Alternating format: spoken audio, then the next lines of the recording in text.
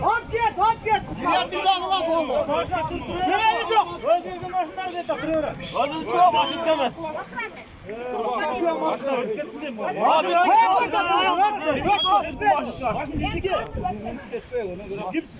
Traktörünüz bak gözlerin traktörünüz. yedim kan kaynatmağla taksın ey. Çalışılık söyle. Haydi var al kes. Bir de başlar gitmesin az daha. Yeldin aklından aynı halk yesin var mısın orada? Kaç yerine karşı çıkarsın? Uyanmaysın orada.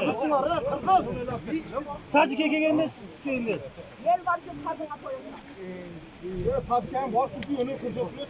Kusur cankı var mı? Beş lirası marketkanda. Tacı kekeğin yel var mı bile? Var arka kaydalar. Tacıktan kendi özgürlüğe girip koysa birici olaya almayız mı? Helal mi?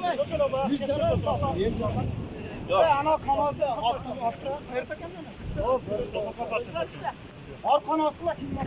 Arkası açık. Arkada masana ağla. Hadi ya dayı haydi. At getmeyecek kanal müminlere. Attırın üzere. Birbirimize salam olacak bunu. Ayaklarına gelsin.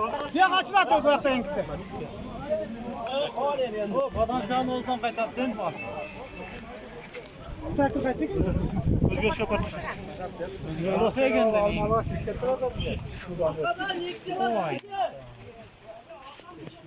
Get. Ya ne kadar başkasın attı. O bir yolun getir öyle.